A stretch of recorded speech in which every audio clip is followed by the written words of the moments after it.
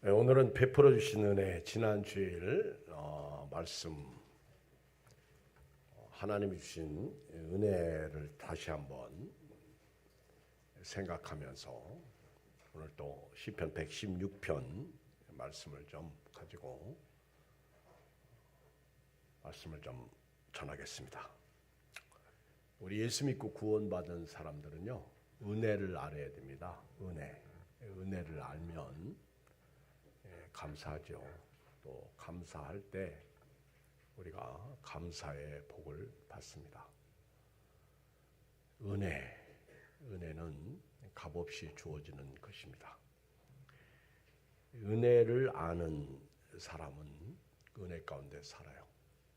그리고 그 은혜를 배반하지 않습니다. 그 은혜 속에서 누리며 살게 됩니다.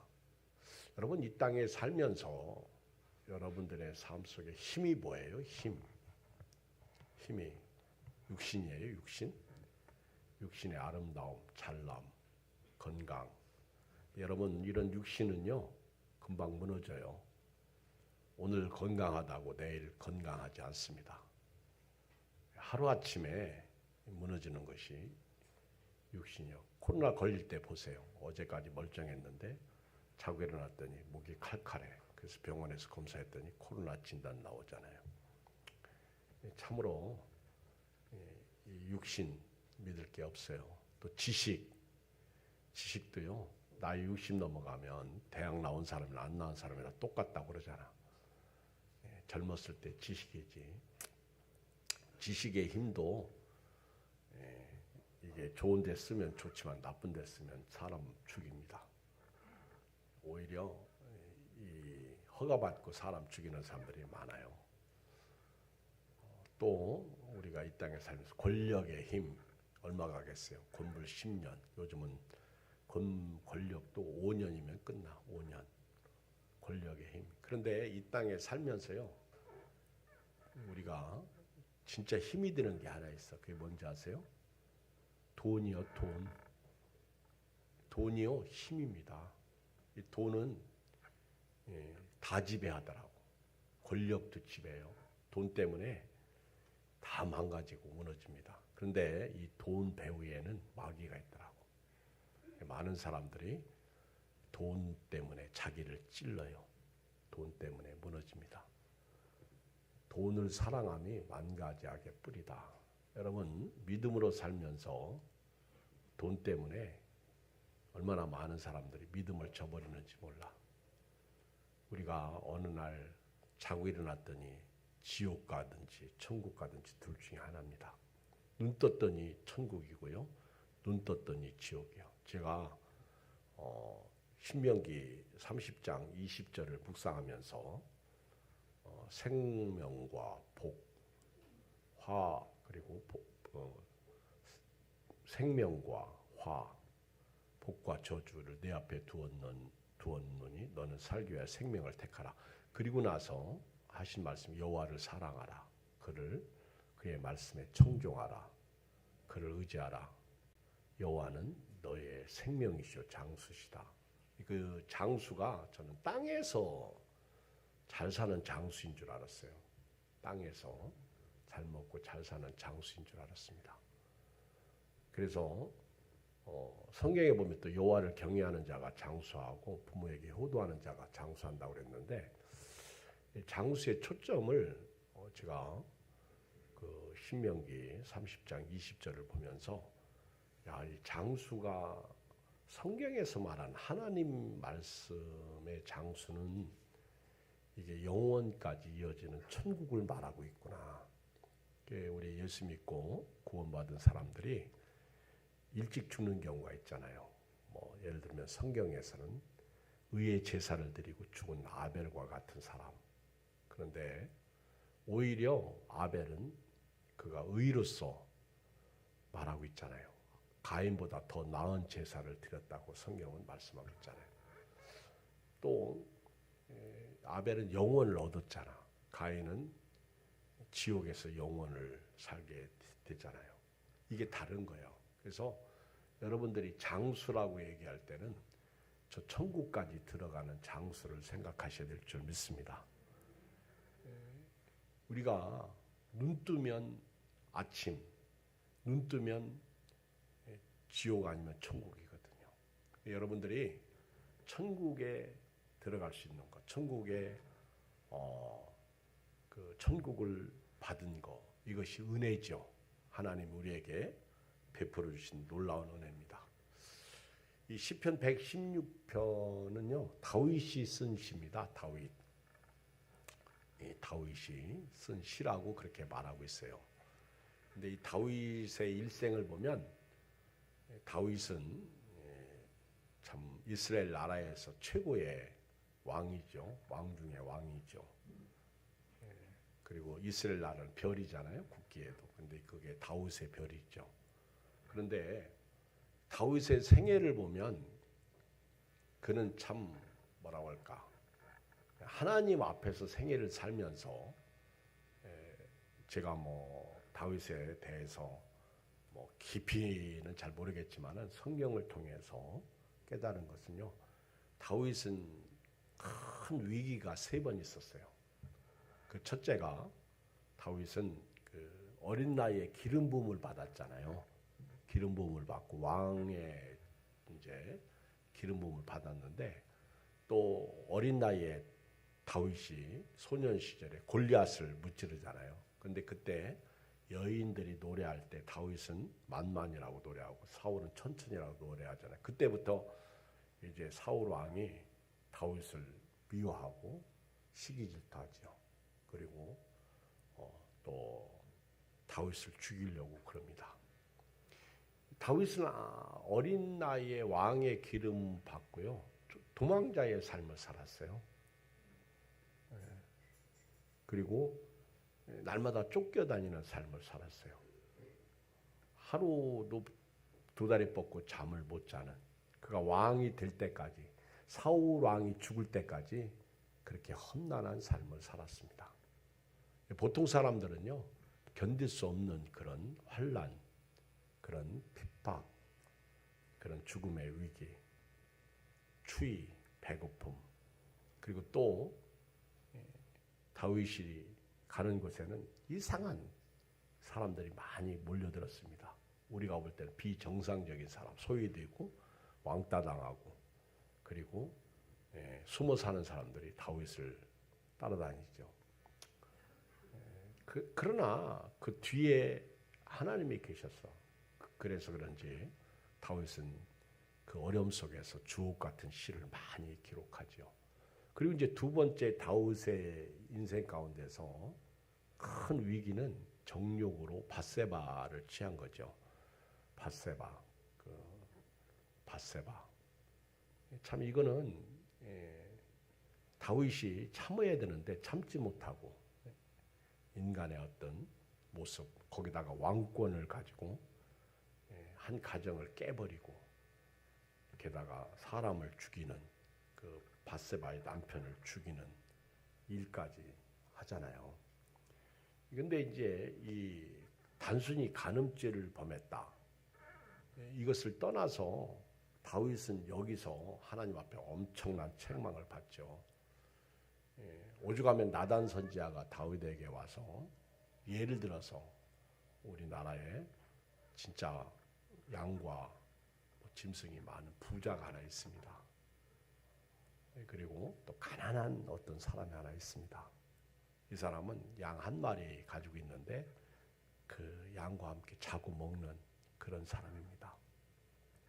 근데 이 부자가 자기 집에 손님이 오니까 자기 양을 잡아야 되는데 가난한 사람의 양을 뺏어다가 잡습니다. 그런 백성이 있습니다. 그랬더니 다윗이 화를 내잖아요. 그런 못된 사람이 우리나라에 있느냐. 그 사람은 정령 죽을 것이다. 그때 나단 선지자가 당신이 바로 그 사람입니다. 대놓고 다윗을 지적하잖아요. 당신이 그 사람입니다. 다윗이 그때 참 왕좌에서 내려와서 회개하죠. 그런데도 불구하고 하나님은 다윗의 범죄를 들춰냅니다.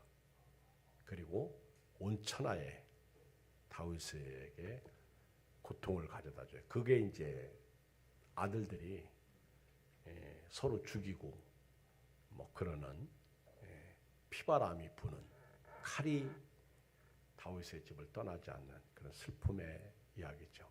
오늘 우리 교동문 할 때 바로 오늘 교동문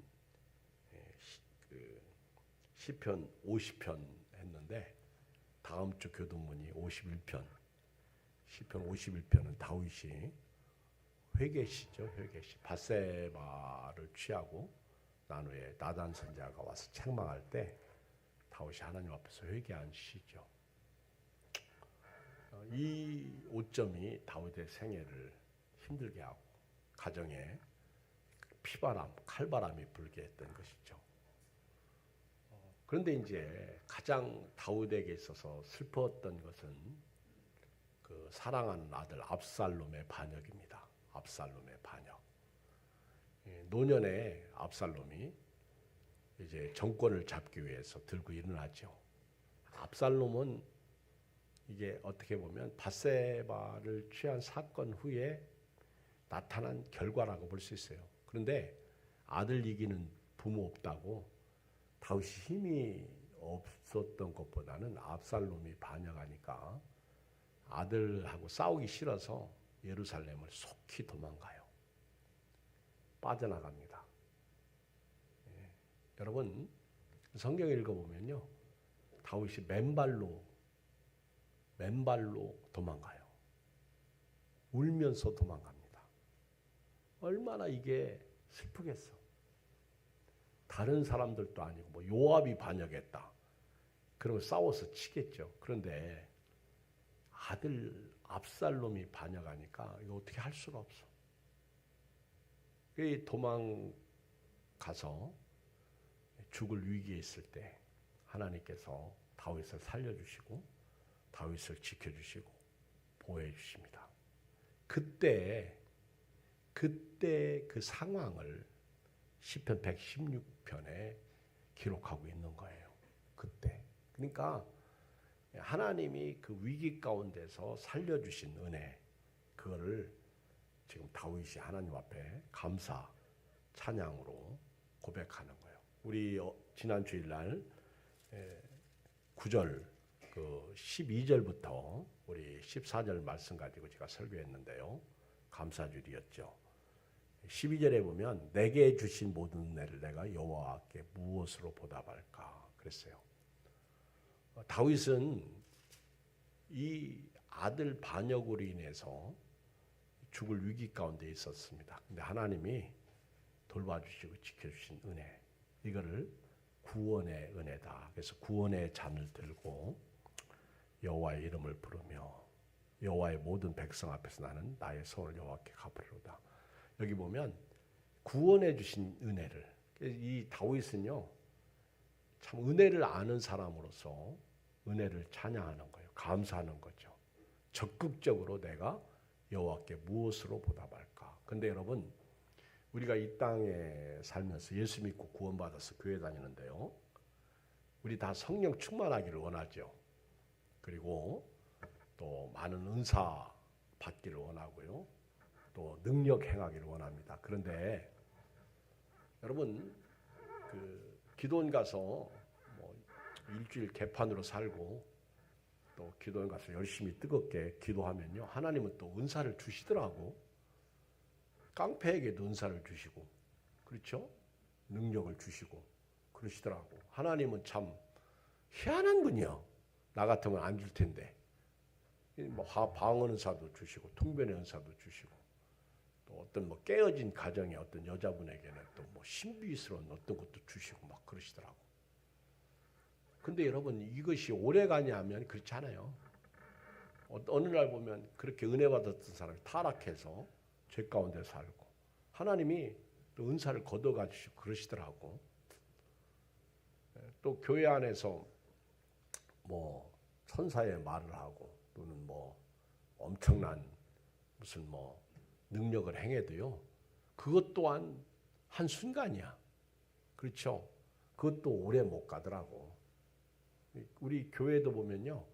우리 목사님들이 이렇게 사역을 할 때 다 그런 건 아니지만 꾸준히 뭘 이렇게 하지 못하는 경우가 많아요. 그리고 사실 전도의 프로그램도 답이 없더라고. 이게 다다 그렇게 말할 수 없어요. 그냥 전도하는 게 답이더라고. 그러니까 우리가 이 신앙생활하면서 어떤 영적인 욕심이 많잖아요. 그런데 훌륭한 목사님이라고 생각하는 분을 여러분들 어떻게 생각하는지 모르겠는데 무슨 그 뒤에 배경 또 그 목사님의 속은 우리가 모르죠. 그런데 우리가 신앙생활하고 교회를 다니면서요, 굉장히 영적이고 능력도 행하고 힘도 있고 권능도 있어도요, 삶을 보면 예수 안 믿는 사람이랑 믿는 사람이랑 똑같아. 그렇죠? 그리고 능력 있는 사람도요, 보면 말하는 거 보면 사람 무시하고 그리고 불평하고 원망하고 또 어떤 때 보면 막 자기 교인들을 또 뭐라고 흉보고 그런 목사님들도 있더라고. 그러니까 능력이 있다고 해서 그 사람이 원망 없다. 굉장한 은사를 많이 받고 기도 많이 한다고 해서 그 사람이 인격적으로 훌륭하다. 그런 게 아닌 것 같아. 우리가 살다 보면 신앙생활에는요, 처음부터 끝까지 말씀의 힘으로 가야 될 줄 믿습니다. 말씀이 답인 것 같아요. 왜냐하면 은사도요, 이게 오래 못 가. 그렇잖아요. 여러분 열심도요, 오래 못 가.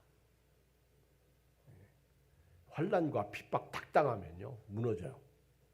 근데 이제 성경에서 우리가 오래 가는, 또 오래 가야 할 것이 있는데 그게 뭐냐면 감사야.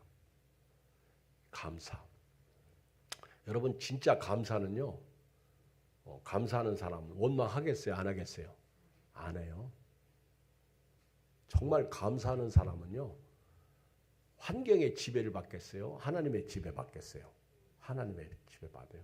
여러분 사랑도요, 끼리끼리 사랑하는 거지 예수님처럼 아가페 사랑하는 우리 교인들이 얼마나 많겠어요.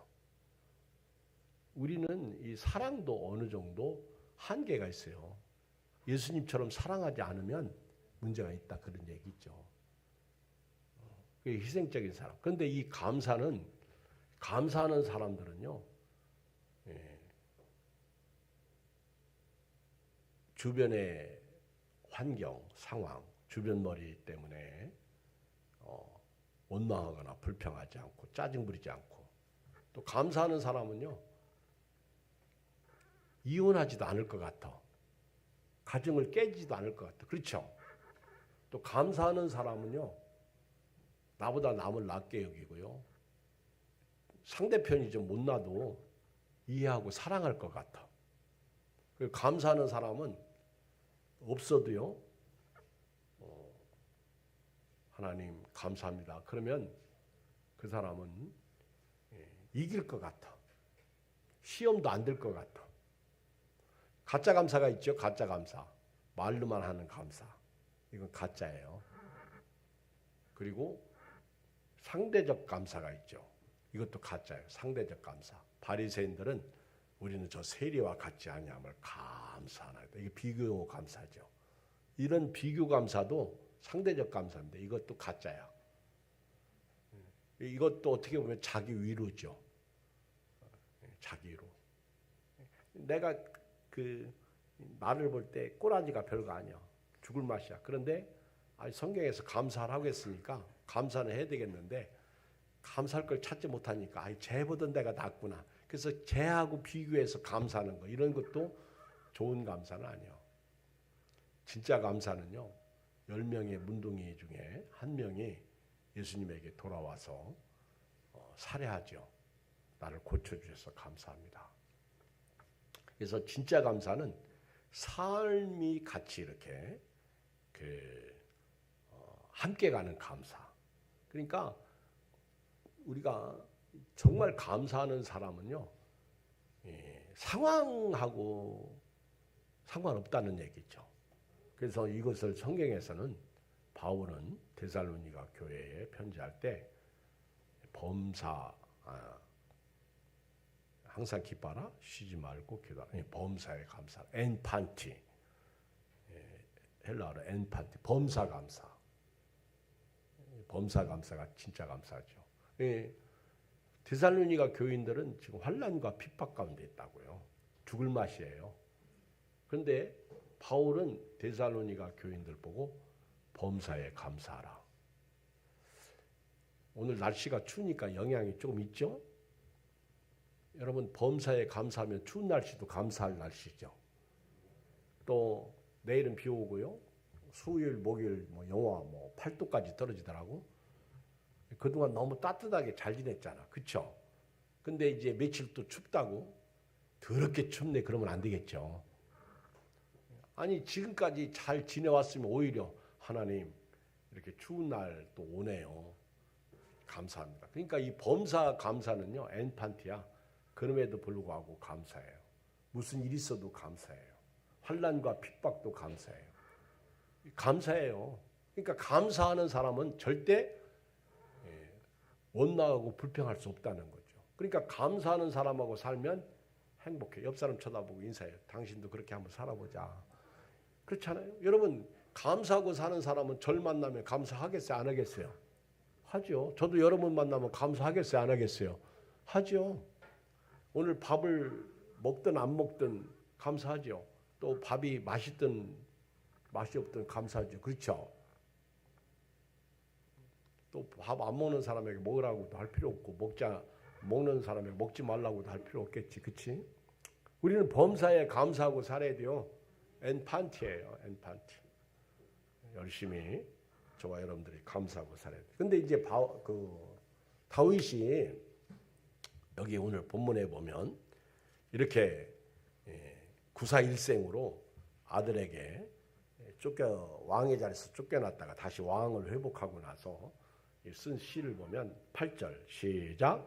주께서 내 영혼을 사망에서 내 눈을 눈물에서 내 발을 넘어짐에서 건지셨나이다. 여러분, 그 다윗이 압살롬을 피해서 도망갈 때 이게 죽을 맛이었어요. 이게 죽을 상황이었어요. 그 아이도벨의 그 모략이 아주 무서웠습니다. 근데 다윗이 도망가면서 후세라는 사람을 남겨놓고 막 후세가 따라오려고 할 때 너는 따라오지 마라. 아이도벨의 모략을 좀 네가 무너뜨리고 이 상황을 좀 나에게 전달해달라 그러죠. 근데 아이도벨이 자기의 그 모략이 이긴 줄 모르고 이기지 않으니까 아이도벨이 나중에 자살하더라고. 그리고 이렇게 도망갈 때 사람들이요 11절에 보면 다윗 보고 거짓말쟁이라고. 요즘 우리나라 그 정쟁을 보면 거짓말이 난무해. 가짜 뉴스가 난무해. 그런데 이 거짓말을 너무 하다 보니까요 들통나도 우리는 그냥 거기에 세뇌되는 것 같아. 다윗이 나는 거짓말한 적이 없는데 나보고 거짓말쟁이라고 하니까 이렇게 시에서 자기가 기록해요. 내가 놀랐다는 거예요. 11절 내가 놀라서 이르기를 모든 사람이 나를 거짓말쟁이라고 한다는 거죠. 근데 거짓말 안 했어도 다윗이 거짓말했다고 그러면 자꾸 사람들을 그렇게 인정해. 참 슬프죠. 제가 지난 월요일 날 그 극동방송을 우리 금천구 교구협의회에서 갔어요. 저보고도 가자고 그래가지고 우리 김기배 목사님이 강력하게 추천해서 제가 이제 월요일 날 갔어요. 가가지고 극동방송 그 이사장이신 김장한 목사님 만났어요. 우리를 부른 목적은요, 딱 하나요. 내년에 빌그램 전도대회 50주년을 맞이해서 도와달라는 거죠. 그런데 그때 빌리그램 전도대회 때 참석했던 사람이 그때 아마 1974년인가 그렇죠. 저는 이제 시골에서 TV로 봤는데 여의도 광장에 100만 이상이 모였죠. 어마어마했잖아요. 빌리그램 통역하신 분이 김정한 목사님이고, 그리고 우리나라의 종교계 원로이시잖아. 그 지난 수요일이죠. 윤석열 대통령이 캄보디아 다녀오면서 전화를 했어요. 목사님 예배 좀 드려주세요. 수요일날 오찬하자고. 그래가지고 이제 같이 이렇게 식사를 목사님들 몇 명 모시고 오라고 이제 그 얘기를 하는데 대단한 분이죠. 예배 좀 드려달라고. 그게 쉬운 거예요. 그런데 이제 그 전두환 대통령 얘기를 하더라고. 백담사 했을 때 자기가 거기 그 신방 갔다 온 얘기 하더라고. 전도하기 위해서. 근데 가서 보니까 백담사에서 전두환 대통령하고 이순재 여사가 사는데 화장실 가려면 밤에 둘이 가야 돼요. 무서워서. 거긴 경호도 없잖아. 꼼꼼하고. 그리고요 겨울인데 얼마나 춘지 바람 술술 들어오고. 자기 같으면 김장훈 목사님 말 그러시는 거예요. 자기 같으면 거기 며칠 못 살겠더래. 엄청 고생했다 그 얘기죠. 그런데 이제 그 둘째 아들이 목사 되려고 신학한다는 걸 얘기하더라고. 그 부인이 탤런트 누구죠? 둘째 아들. 그런데 그 우리들 교회 김양자 목사님, 여자 목사님 그 교회 다니더라고요. 근데 이제 그 이순자 여사의 손녀딸이 우리 침례교회 목사님 아들하고 결혼했어요. 저도 몰랐는데 자기가 얘기하니까 아는 거예요. 근데 김장훈 목사님 보고 주례해달라고. 그래서 이제 김장훈 목사님이 야 기회는 이때다 전도해야 되겠다. 그래가지고 이제 결혼식 이제 준비하면서 그 와중에 전두환 대통령 돌아가시고 이제 이순자 여사에게 복음을 증거한 얘기를 하더라고. 야, 그 하나님의 역사. 근데 이제 그 전두환 김장훈 목사님 말씀해 보면 그런 얘기를 하는 거예요.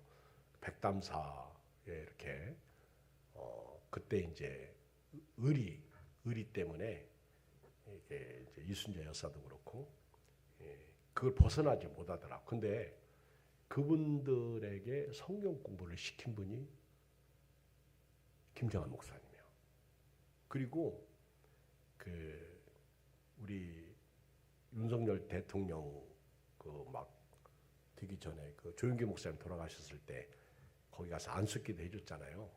근데 그것도 그냥 계획이 있었던 게 아니라 문산 갔다가 그때 마침 와가지고 그렇게 이제 했다고 그러면서 그 이제 성경 공부 시킨 거 그걸 이제 이렇게 그 보여주더라고요. 두 사람 윤석열 대통령하고 김건희 여사하고 이렇게 성경 공부 시키면서 이렇게 이제 그 몇 번 성경 공부하고. 그런데 이제 제가 말씀드리고 싶은 것은 정치 얘기하는 게 아니라 영적 기도를 하는 거예요. 영적 기도.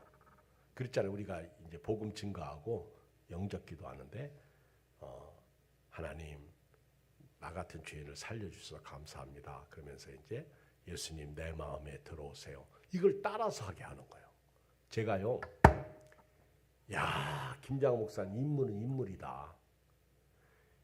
어떤 권력 누구도 눈치 보지 않고요. 자기가 만나는 사람들에게 지혜만 있으면 복음을 증거하는 거예요. 제가 그 말씀하고 싶어서 지금 여러 얘기를 하는 거예요. 그건 지혜 고하를 막론하고요. 그 김장훈 목사님 연세가 지금 얼마인 줄 아세요? 89세요. 근데 우리 젊은 사람보다도 더 건강해. 제가 볼 때 일당백이야. 와 대단한 분이에요. 나 그래서 그때 김장훈 목사님 보면서 느낀 게 복음 증거. 누구를 만나든지 복음을 전하는 기회로 삼아라. 그 얘기죠. 사도 바울이 아그리파 왕 앞에서 복음 증거하듯이 당신도 나와 같이 그 결박된 거 말고는 예수 믿기를 원한다. 그렇게 복음 증거하잖아요. 그 내가 김장훈 목사님, 제가 이제 침례교 목사니까 되게 반가워하는 거예요. 김길명 목사님하고 침례교단 목사님 보니까 자기 옆에 앉히려고 침례교 이리 오라고 여기다 명찰 붙였으니까 알잖아. 그러면서 자기가 이제 그 주일날 남양주에 침례교 어디 가서 이렇게 말씀 증거하고 온 얘기를 하시더라고. 뭐 얼마나 바쁜지. 그래서 제가 깨달은 게 있어요. 야, 이 목사는 이래야 된다. 그렇죠? 권력 눈치 보지 않고 누구에게 그 얘기하면서. 그래서 제가 그 내년 6월달 빌리그램 50주년 그 기념대회 때 우리 금천구에서 도와달라서 나도 도와주기로 했어. 근데 이제 그 재미난 간증 하나를 하시더라고. 그때 그 이제 엑스플로 그 빌리그램 목사님 오셨을 때 엑스플로 74호인가 73년도 하여튼 그때 은혜 받은 목사님이 거의 70이 다 되셨어. 근데 그 목사님이 은혜 받고요. 목사가 되겠다고 결심했는데 어떻게 됐는지 늦깎이 목사가 되셔서 개척교회를 이제 아들하고 하시는 거예요. 근데 이제 우리처럼 그렇게 그 극동방송에 초청을 받아서 가신 거예요. 이게 빌리그램 50주년 기념. 빌리그램 목사님 돌아가셨어요? 얼마 전에. 근데 50주년 기념 집회를 한다니까 이 목사님이 감동을 먹은 거예요. 그때 자기가 목사의 소명을 받았는데 그래서 빌리그램 50주년 기념에 자기도 뭔가를 해야 되겠다 싶었는데 이제 남양 그쪽에 이렇게 사시는 목회하시는 분이더라고. 뭐 교회도 크지 않아요. 그런데 며칠이 지난 다음에 그 목사님이 방문을 한 거예요. 방문하셨는데 그 봉투를 하나 이렇게 주고 가시는 거예요. 이거 빌리그램 전도 50주년 기념 예배 때 쓰시라고. 그 이제 상암동의 그 경기장에서 이렇게 하거든요. 그러니까 이제 그 극동방송 사장이 보통 이제 헌금을 가져오면은 수표 한 장 정도 뭐 100만 원이나 이렇게 이제 가져온 줄 알고 이제 기도해주고 딱 열었는데요. 3억이 들어있는 거예요. 3억. 여러분 놀라지도 않지? 성령의 감동이야. 3억이. 그래가지고 어떻게 이 많은 돈을 헌금하게 되냐 했더니 그 이제 묶인 땅이 있었대요. 근데 하나님 앞에 이거 팔게 해주시면 제가 우리 내년에 이 어마어마한 행사를 하는데 여기에 그 하나님 앞에 드리겠습니다. 그렇게 했는데 김장훈 목사님 만나고 갔는데 그게 팔렸대. 할렐루야. 그 10분의 1을 11조를 하나님 앞에 가져온 거예요. 드린 거 이거 쓰시라고.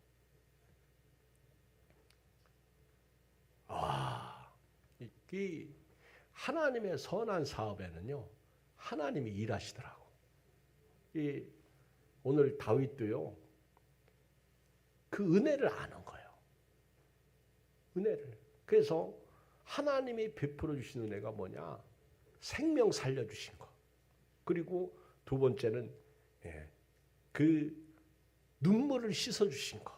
그리고 세 번째는요. 넘어짐에서 건져주신 거. 여러분 우리 교회 다니면서요. 이 생명 살려주신 거 하나만 가지고도요. 우리는 매일 감사하고 살아야 돼요. 안 그렇습니까? 그런데 우리가 그걸 모르고 자꾸 물에 빠진 사람 살려줬더니 뭐 내놓으라고 그래요? 보따리 내놓으라고 신앙생활하고 있다고.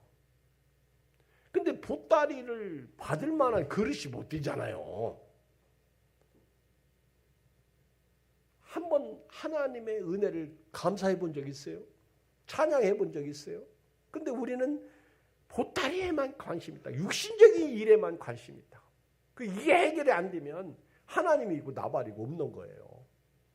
근데 시편을 읽어보면 다윗은 그 어려움과 엄청난 고통 속에서 하나님이 나 같은 죄인을, 나 같은 사람을 그 압살롬의 죽음의 위기에서 내 영혼을 사망에서 건졌다. 근데 나를 건져주시다 아니라 내 영혼을, 여러분 영혼, 육신은요 흙으로 와서 흙으로 가는 거예요. 저는 오늘 아침에 새벽 기도하고 이제 교회를 이렇게 오면서 그런 생각이 다 들어가더라고.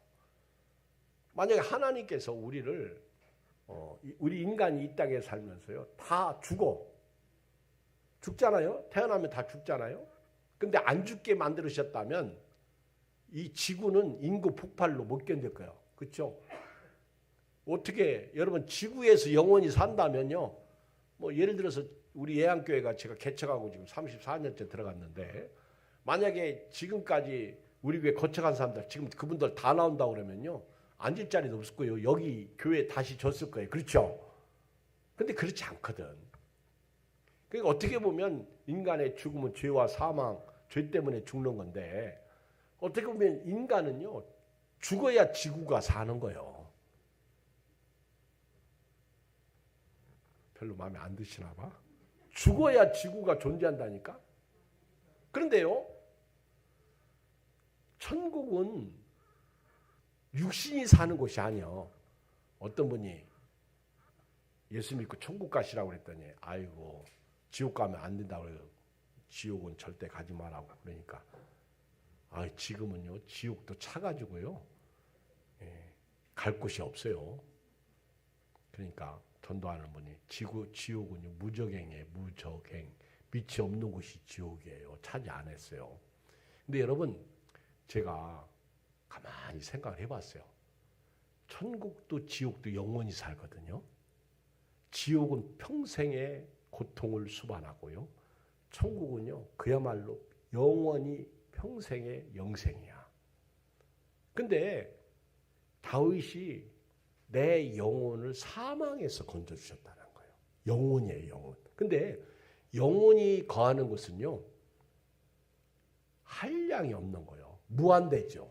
한번 여러분 생각해. 영혼은요 만약에 우리 영혼이 쏙쏙 빠져 있다면 여기가 좁아 안 좁아? 추워 안 추워? 이런 거 없어요. 우리는 이 영적인 영체에 대해서는 신비라고 전파합니다. 이거는 제가 목사이지만은 설명이 쉽지 않아요. 예수님께서 부활하신 몸으로 우리에게 보여주신 것은요. 부활의 몸이라는 것을 가르쳐 주시게 한 것이지. 그래서 다윗이 내 영혼을 사망에서 건져주신 것. 그리고 다윗이 내 눈물을 씻어주신 것. 그 사무엘하 15장 30절에 보면 제가 조금 전에 말씀드렸었는데 다윗이 감람산길로 올라갈 때 그의 머리를 그가 가리고 맨발로 울며 가고 그와 함께 가는 모든 백성들도 각각 자기의 머리를 가리고 울며 올라가니라. 이 다윗이 도망갈 때 맨발로 도망갔다니까 울면서. 근데 그 눈물을 닦아주셨다는 거예요. 내 눈물에서 여러분 오늘 여러분들의 슬픔과 아픔의 눈물, 죽음의 눈물을 예수님이 닦아주신 거예요. 그리고 넘어짐에서 내 발을 우리가 얼마나 걸려서 넘어집니까? 저는 육신적으로 어제도 제가 의자에 걸려서 벌러덩 넘어질 뻔했어요. 그래서 요즘에 왜 이렇게 잘 넘어질까? 그런 생각을 했는데요. 조심해야 돼요. 연세 드신 어른들. 추면요. 호점에다 손 놓고 그리고 춥다고 이렇게 다니다가 쉽게 넘어질 수 있거든. 젊은 사람들은 넘어져도 뭐 그렇게 그렇지만은 이 연세 드신 어른들은요. 넘어지면 크게 다쳐. 우둔하니까 그러신 거예요. 그러니까 우리가 더 조심하고 다녀야 돼. 근데 이제 대부분 안전하다고 생각하는 곳 집에서 많이 넘어져. 거기도 화장실. 그것도 화장실에서 조심하시고요. 건강하시기 바랍니다. 눈물에서. 그래서 이사야 25장 8절에 보면 사망을 영원히 멸하실 것이라. 주 여호와께서 모든 얼굴에서 눈물을 씻기시며 자기 백성의 수치를 온 천하에서 제하시리라. 여호와께서 이같이 말씀하셨느니라. 요한계시록 7장 17절 이는 보좌 가운데에 계신 어린 양이 그들의 목자가 되사 생명수 샘으로 인도하시고 하나님께서 그들의 눈에서 모든 눈물을 씻어 주실 것입니다. 시편 84편 4절도 주의 집에 쭉 나오다 6절에 보면 그들이 눈물 골짜기로 지나갈 때에 그곳에 많은 샘이 있을 것이며 이른 비가 복을 채워주시나이다. 우리 하나님은요 우리의 눈물을 이렇게 씻어주시면서 우리를 넘어진 우리 발이 넘어질 때 건져요. 근데 이 내 발이 넘어질 때는요, 영육이죠. 영적으로도 우리가 넘어질 때가 많아. 그렇잖아요. 교회에서 목사님이 아로만 안 줘도 넘어져. 그렇죠? 그리고 기도만 안 해줘도 넘어져. 그렇죠? 설교 때문에 넘어져요. 그렇죠? 또 교인들 때문에 넘어져. 근데 넘어지는 게 있어요. 근데 다윗은 이 넘어짐에서 나를 건져주셨다. 그걸 감사하는 거예요. 그래서 시편 116편은 찬양과 감사시죠. 그리고 나서 이제 이 은혜, 이렇게 내 영혼을 사망해서 내 눈을 눈물에서 내 발을 넘어지면서 건져주셨기 때문에 9절 시작, 내가 생명 있는 땅에서 여호와 앞에 행하려고. 이게 이제 은혜를 보답하는 거예요. 내가 땅에 살고 있는 동안 생명을 얻은 예수님을 믿고 구원받은 자로서 땅에서 살고 있는 동안 하나님 앞에서 행할 것이다. 할렐루야. 이것이 다윗의 믿음이야. 우리도 저와 여러분이 이 은혜를 안다면, 이 베풀어 주신 은혜를 안다면, 내가 생명 있는 땅, 이 세상에 생명 있는 땅은 아니죠. 생명을 얻은 사람으로 하나님 앞에서 살겠습니다. 이 고백을 해야 될 줄 믿습니다. 이게 베풀어 주신 은혜를 예배하고 찬양하는 거예요. 생명 있는 땅이라는 것은 하나님의 은혜 속에 살고 있다는 거예요. 하나님의 보호 속에 살고 있다는 거죠. 지금까지 지켜주시고 앞으로도 지켜주실 것을 믿고, 생명이 예수님이시잖아요. 예수님을 모시고 살겠다는 거예요. 천국 생활하겠다는 거예요. 말씀 생활하겠다는 거죠. 그 런던 왕립학회가 있어요. 세계적 과학자들이 초상화가 걸려 있는데, 여기에 가면 만유 인력의 법칙을 발견한 아이잭 뉴턴도 있고요. 역학의 복사 법칙을 발견한 제임스 진수라는 사람들, 여러 사람들이 있어요. 그런데 이 제임스 진수가 죽기 전에 이런 고백을 했어요. 그 아주 엄청난 상을 받고 위대한 사람인데, 나는 하나의 과학자에 불과하다. 학문을 연구하면 할수록 창조주 하나님의 위대함에 감복할 뿐이다. 제한된 지식을 알게 된 피조물인 내가 어떻게 하나님의 무한한 능력을 알 수 있겠습니까? 근데 여러분요, 진짜 과학자들은요, 예수 믿는다고 그러더라고요. 하나님을 인정한다고 그러더라고요. 근데 설익은 과학자들이 하나님을 부인한다고 그러더라고요. 근데 이분이 이런 얘기를 하는 거예요. 제한된 지식을 알게 된 피조물인 내가 어떻게 하나님의 무한한 능력을 알 수 있을까? 길지 않은 삶을 살아오면서요, 살아계신 하나님의 역사를 체험할 수 있었고, 신앙생활을 한다는 것 자체가 참 어렵지만 힘들지만 하나님의 은혜에 감사하면서, 어떤 때는 내게 많은 고난과 시련도 주셨지만 이 모든 것이 예수 그리스도의 은혜라는 사실을 깨닫고 감사했다고 합니다. 죽기 전에 이 모든 것이 하나님의 은혜였다. 여러분, 오늘 은혜 받은 자로서 땅에서 사는 동안 하나님 앞에서 행하시길 바랍니다. 마지막 하나 더, 10절 읽어요. 시작. 내가 크게 고통을 당하였다고 말할 때 나는 믿었다. 저는 참 이 말씀에 엄청난 은혜를 받았어요. 이 말씀을 가만히 보세요. 내가 고통 당하면 당할수록 나는 믿음이 더 커졌다는 거예요. 맞죠? 내가 크게 고통을 당하였다고 말할 때도, 나 지금 환난 당했어, 나는 힘들어, 나는 못 살겠어, 상황은 그래. 그런데 나는 그때일수록 나는 더 믿었다는 거예요. 이런 말씀이 성경에 있더라고. 믿음이 이거예요. 아멘. 믿음이 이긴다는 거예요. 어렵고 힘들수록 환난과 핍박 속에서 성도는 신앙 지켰네. 이것이 다윗의 감사죠. 얘기 하나 하고 마칠게요. 이 사람은 예수 안 믿는 사람 같아요. 근데 제가 이제 설교 결론 내리면서요, 꼭 소개하고 싶어. 인도의 유명한 드레스를 만들고 모델이었던 크리시다 로드리게스라고 하는 여자가 있어요. 크리시다 로드리게스, 아주 유명한 여성인데요. 앙드레 김처럼 아주 패션계에 아주 세계적인 유명한 인사죠. 근데 이분이 죽음을 이틀 앞두고 죽기 전에 이분도 이런 말을 했어요. 나는 지구에서 가장 유명한 차를 갖고 있다. 그러나 나는 지금 병원 휠체어에 앉아 있다. 나의 집의 디자인이 다양한 옷과 신발, 장신구 등 비싼 물건이 많이 있다. 그러나 나는 지금 병원의 하얀 환자복을 입고 있다. 은행에 아주 많은 돈을 모아놓았다. 그러나 지금 내 병은 많은 돈으로 고칠 수 없다. 나의 집은 왕궁처럼 크고 대단한 집이다. 그러나 나는 병원 침대 하나만 의지해 누워있다. 나는 별 5개짜리 호텔을 바꿔가며 머물렀다. 그러나 지금 나는 병원의 검사소를 옮겨다니며 머물고 있다. 나는 유명한 옷 디자이너였으며 계약 체결 때 나의 이름으로 사인을 했다. 그러나 지금은 병원의 진단 검사지에 사인하고 있다. 나는 보석으로 장식된 머리 장식품이 많이 있다. 그러나 지금 비싼 보석을 장식할 머리카락이 없다. 나는 비행기가 있어서 어디든 갈 때 타고 갔다.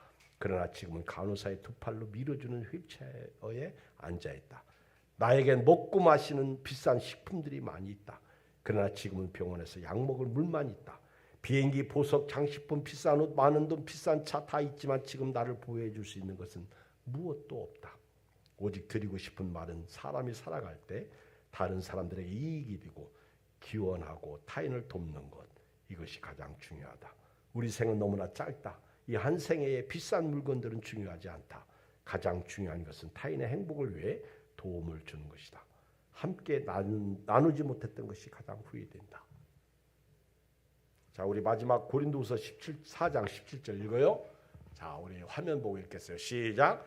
우리가 잠시 받는 환난이 경한 것이 지극히 크고 영원한 영광에 중한 것을 우리에게 이루게 하매니 우리가 주목하는 것은 보이는 것이 아니요 보이지 않는 것이니 보이는 것은 잠깐이요 보이지 않는 것은 영원하답니다. 기도하겠습니다. 하나님 아버지 고맙습니다. 감사합니다. 오늘 또